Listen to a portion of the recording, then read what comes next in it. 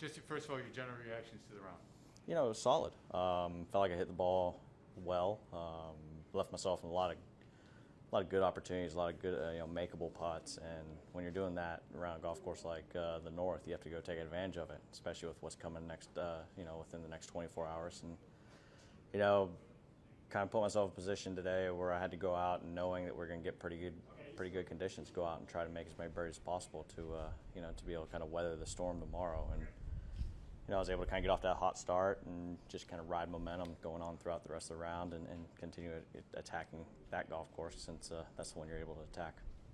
When did you go to Ledbetter, and what is the most important things you've learned, and are you still getting comfortable with it? It's still a learning process. We're still working on it, still trying to get it where it's comfortable on certain shots and just kind of, where it's more kind of second nature rather than trying to sit there and put a club in a position. But, I started with lead, went over basically the Sunday after the U.S. Open. That Sunday, that night, I flew down and saw him for 3 days and, started grinding right then and there to kind of make the change. And I feel like it's been amazing, ball striking wise. And really the biggest thing is clarity, knowing kind of what each shot is, like when I hit the ball left, kind of knowing what it is in my swing. And at this level, if you're able to know that, then you're able to kind of fix it on golf course, and you're not having to wait until the round's completely done in order to try to get the ball on track. Did it click in right away? No, not at all. It's one of those things that there definitely were signs right off the bat that it was, obviously the right thing to do and the right way to go. But I've been swinging one way basically my whole life, and having to change that and make the change is obviously tough. There's a lot of work going on, not just on golf course, but also at home, and doing drills, stuff like that, and just trying to dial it in and get it more locked in. And so, it's been a tough change, making a change, but at the same time, it's been very rewarding. It's the right thing we're doing. I feel very good about it, and I definitely see signs of where it could take me. Can you give, I'm sorry, one or two describe the changes that you No. have made? You can't? No. All right. Sorry. Where did you go on Monday and why?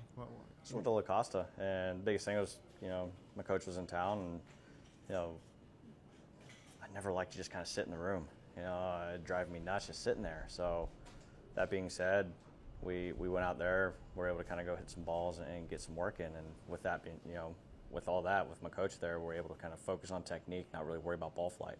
So it was almost like hitting into a net, but, actually out there in the 50-mile-an-hour winds.